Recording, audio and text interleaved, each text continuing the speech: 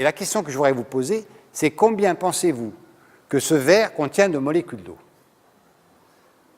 Là, je pense que je vais devoir vous aider avec la réponse. Eh bien, ce verre contient plus de molécules d'eau qu'il n'y a d'étoiles dans l'univers. L'univers, 100 milliards de galaxies. Chacune de ces galaxies contient 100 milliards d'étoiles. Il y a donc dans ce verre plus de 100 milliards de molécules. On est étonné, on a peine à croire. Hein. C'est des chiffres astronomiques, on ne se représente pas forcément très bien ce que c'est.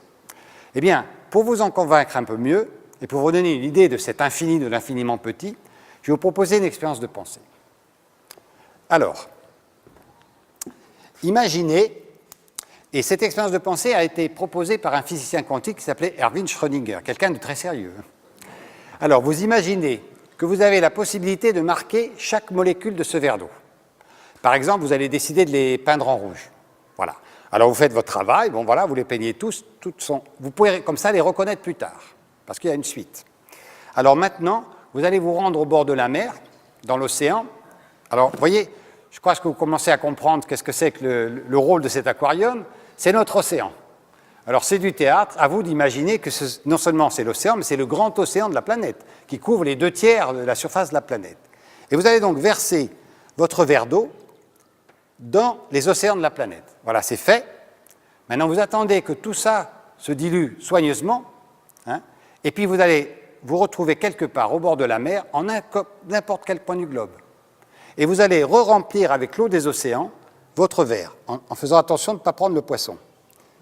Voilà. Eh bien, dans ce verre, vous aurez la surprise de constater, puisque vous pourrez les voir, elles sont marquées en rouge, qu'il y a plusieurs centaines de vos molécules de départ. C'est-à-dire que votre verre d'eau de départ contenait suffisamment de molécules pour que, diluées dans toute l'immensité liquide de tous les océans de la planète, il en reste encore plus d'une centaine par verre d'eau. Voilà peut-être, effectivement, ce qui donne l'idée de cet infiniment petit, qui finalement est très proche de nous, mais dont nous ne concevons absolument pas la complexité. Et cet infiniment petit était bien sûr déjà là au début de l'univers. Mais ça s'est passé très vite. En seulement une seconde, déjà moins d'une seconde, les quarks étaient déjà recombinés 3 par 3 pour faire les protons et les neutrons. Ils n'ont pas vécu libres très longtemps. Mais ensuite, ces protons et ces neutrons ont à leur tour voulu s'associer pour former la matière.